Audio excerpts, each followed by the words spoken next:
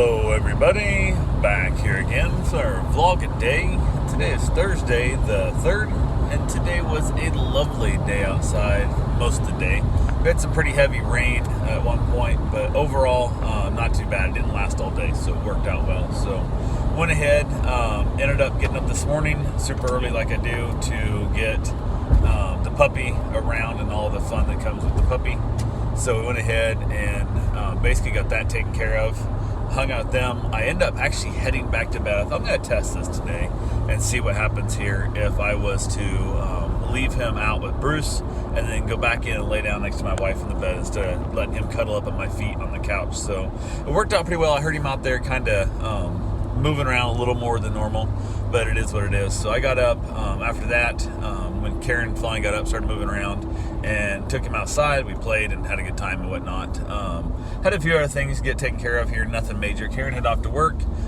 Decided to have myself a bowl of cereal. I rarely ever eat breakfast, and it happens every once in a while. And ironically, usually when I eat breakfast, that means that I'm hungry the rest of the day, and I feel the need to, it seems to kind of beat up on me a little bit when I have that whole breakfast. I gotta have a lunch and I need to have a dinner, and if I skip breakfast I can skip lunch and eat a late dinner, and sometimes even skip dinner and not be a problem at all. But it's kind of funny how my brain seems like once I get food in my stomach I want to eat the rest of the day all the way through. So it is what it is. Went ahead, got a few things taken care of, nothing major. Hung out with the dogs. I had a meet and greet that I did. I went over to and went to their house. It's going to be a walk the dogs. It's one of these weirdo people that have multiple dogs, and the cats, so it's no big deal, but they don't want their dogs go anywhere. The dogs can only stay at their house type thing. They want you to come out and walk them there. And the problem with it is the fact that when you do that, I'm going out there 3 times a day to walk these dogs, and then they're alone all day, every day. It's for multiple days in a row. So I'm already anti this as it is, because especially they're little tiny little shitty yippy dogs, and I was just okay, I hate it because one, she even admits the one pisses on the floor as it is when it hears people at the door kind of thing. So now I'm cleaning up dog piss, and it's gonna be a mess, and it is what it is. So plus I'm gonna walk them, and what am I getting, 15-minute walk? They're little dogs. She said they won't even say he can only walk about 10-15 minutes the most, and then you gotta carry him back home and stuff, whatever. And I'm what the hell is, I just don't get it. Bring them to my house, let them have the full run of the yard, let them have interaction with other dogs and people all day, so they're not just sitting there alone constantly in a dark, quiet house, just misery. She's they're always with me 24/7. I'm then you're gonna leave them alone except for the 15 minutes, or let's say I'm there for a whopping hour. That's nothing. That's 3 hours out of 24 hours a day. It's ridiculous. So went ahead, and that meeting didn't go well. I was kind of glad to have it, because I am booked up this weekend like crazy. Got a bunch of stuff going on and whatnot. So went ahead. I was happy to kind of have that one not work out. And then from there, I headed over and let Teddy out.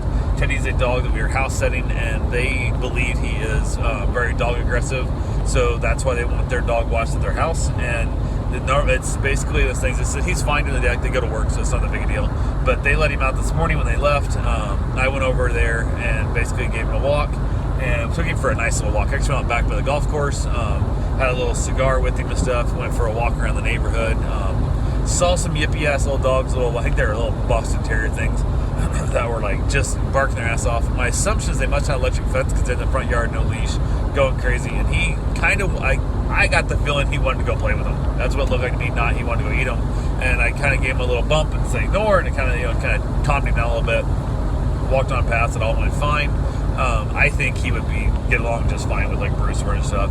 And I tried to talk to the owners about it, and they were we don't want to take that chance right now with what's going on, because I would really have a boxer at my house. I think he'd be way better off at it, especially on my turf. It would have been different, because he doesn't have his protecting his domicile like you would if he was at his own house. So but we'll see. Went ahead from there, got that taken care of, got him put back in the house and all that good thing. Got the key and the garage door open and everything else, so I brought it back. Ended up dropping it off at work for my wife so she could take care of it. Had another dog coming by for a drop-off that was supposed to be like 2.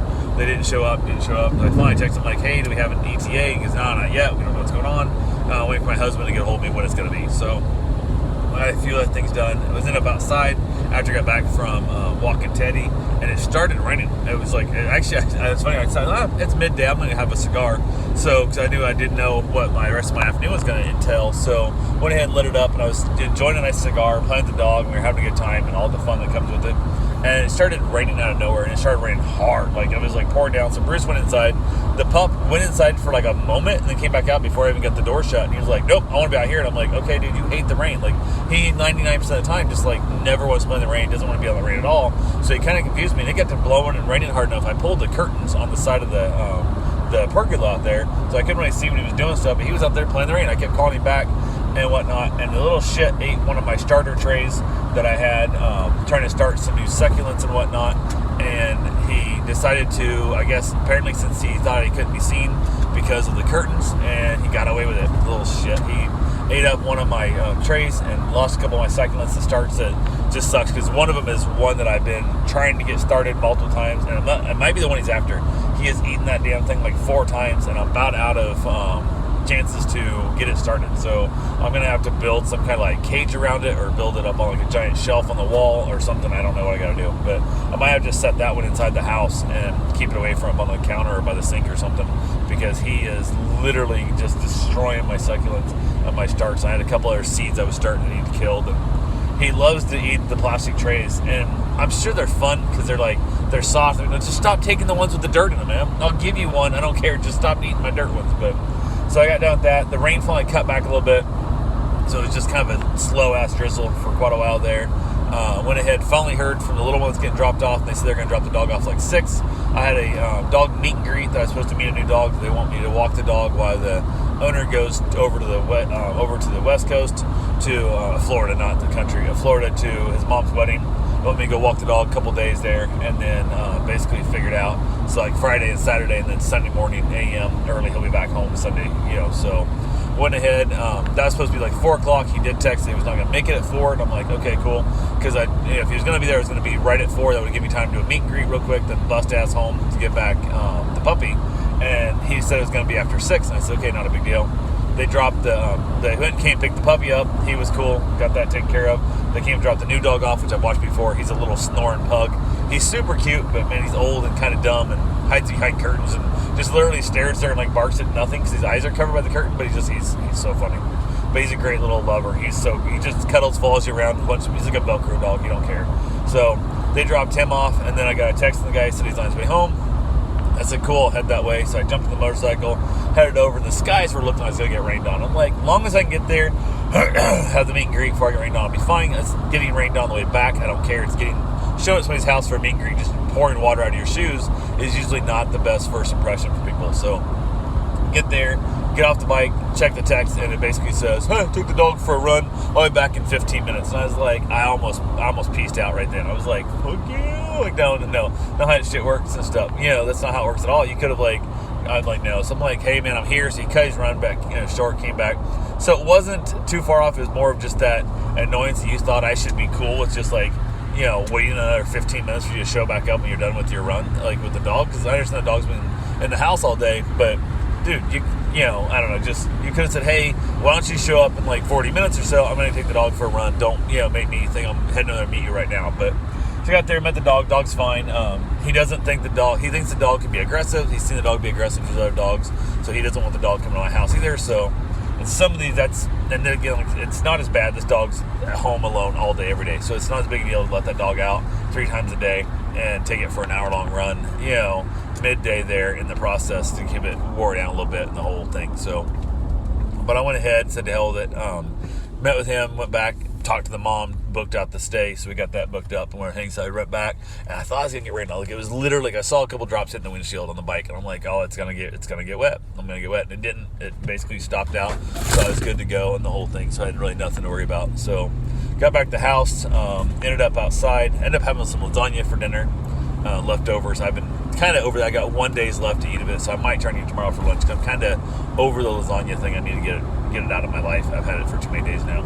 It's a big family size, and then Karen isn't here eating the leftovers with me, so she only had 1 extra leftover, and I've been trying to finish off the rest of that pan. So went ahead and said hell with it. Ended up outside, chilling out with the dogs. That's when the pug is just like hiding behind my curtain. Like he just worked up in the curtain like it's some kind of like he's hiding in, like, I don't know, just like a little tent or something. Such a weird little dog, so funny. So had a good time there, chilled out, basically just kind of spent the evening doing a bunch of nothingness. Talked to a couple of friends, had another friend reach out that wanted to know about going to a memorial service for a friend of theirs, and they're not doing well, going through a recent breakup, and like 3 of their exes are going to be there and stuff, and they're asking like, I said, no, don't go. Like, it's too much. Like, why would you put yourself through that? It's not, there's nothing good going to come of it. Let the family know that you're thinking of your friend and just, you're not able to go. It's just not worth it, especially when like your ex-husband is helping them like set this whole thing up and stuff. So like, it's just, I'd stay away from it all right now at this moment. So I told them if they wanted to, just send a card, send some flowers, let them know they're thinking of them, whatever kind of deal. And they thought that made sense, which was funny because a couple other people they talked to were like, oh no, just go. You have the right to go. And I'm like, yeah, you have the right to go, but if it's not going to do good for you mentally to go, why would you? Like, there's virtually no upside to this. Like, you can let the people know that you're thinking about them and you care about their loss, and you're sorry for their loss and all kind of stuff, without showing up and putting yourself through extra drama and extra just like so stupid. Like, stop thinking I have the right to do this and I can show them, and don't. Just fix yourself first. Like, get healthy. Once you get healthy and you're living really well, then you can go back and start working back into those kind of things in your life. But until you're good to go, man, stay the hell away from that crap. All you're going to break down. It's going to sit you back. I look at like a sports injury. Let's say you twist your ankle. Let's say you strain your patella. Let's say you whatever, you have a muscle pull, whatever the hell it is, and the doctor says, yeah, man, give me 6 weeks of recovery and da da da da da. And you're 4.5 weeks into this recovery, you're like, I feel pretty good. I'm going to go for a little bit of a jog. You go for a jog. I'm like, yeah, I'll go for a little bit of run. Next thing you know, you're out there like, I'm just going to cut this little trail real quick. I've been feeling pretty good. And next thing you know, you just twist it. Boom. Now you're back to 6 more weeks of recovery, Or sometimes because it hadn't fully healed, it was in that weird stage of healing that now it's 8 more weeks of recovery. Might be 10 weeks because you might have to have surgery now. There's a lot of setbacks that can really your life up, that you don't need to, why? There's no benefit. Now, you're wrong. Running or going to the service would probably you think it'll make you feel better, and it will for like 38 seconds until you have that one twinge of, oh, that muscle's still pulled, or oh, that nerve over there with that person's still wrong. Like, why would you? The downside is so great of a chance. The risk is so great. It's like a bet. I'll bet you, 10,000 to 1. And I'm putting up $1, I can win 10 grand. Maybe take the bet, because who cares? It's $1. But if it's, hey, I have this chance, I can win a Jolly Rancher candy, or I got to put up $10,000 on my money. If it's the other way, it's $10,000 against $1 you could win. You would never take the bet. I don't care if you believe it's 100% sure thought. Never take the bet, because the downside to one loss of the 10,000 to 1 your way, you got to win 10,000 in a row to break even. Never take that bet. Now, anybody ever offer me 10,000 to 1 bet on almost anything, I'm going to bet it if I'm the $1. But if I'm the $10, I don't care if it's the sun is going to rise tomorrow. I'll bet you 10,000 to 1 that it's not. And I'm like, no, I'm not putting up 10 grand. I will not put up 10 grand over $1, because as far as I know, tomorrow, like, there's a cloud fog that comes through. There's who the hell knows what. And they argue, well, technically tomorrow happened at this time and it didn't rise. No, lunar eclipse, some crap. No, I'm never taking that bet. I'm never putting up 10,000 to 1. And that's where we're at on this one. She has basically a 10,000 to 1 chance of how much worse it could be than better. And I'm like, stay the hell away from it. And she agreed. She's like, I'm going to stay away from it. So super excited she's listening to that. Listening to the calmer minds, not the friends that think, you got the right to go do what you want. No, stop it. You have the right to go, yes. But there's not enough benefit to your risk. So do not go. So, but anyway, that's pretty much all we got. Karen went out after work, hung out with the dog that she's watching stay at their house. Their internet was down. Couldn't find the Wi-Fi. TV wasn't working, nothing. I was like, man, you want me to come out and get, swap places with you? I'll live out here with no internet, no nothing, and you can, go stay with the other dogs. And she's like, no, I'm good, man. I got this. So she went ahead and took care of that. Everything went great for her. Got the dog all put away, and, hopefully she'll have herself a good night's sleep. So anyway, that's all I got for right now. I will talk to you guys tomorrow. Have yourself a safe and wonderful day. Thanks for watching.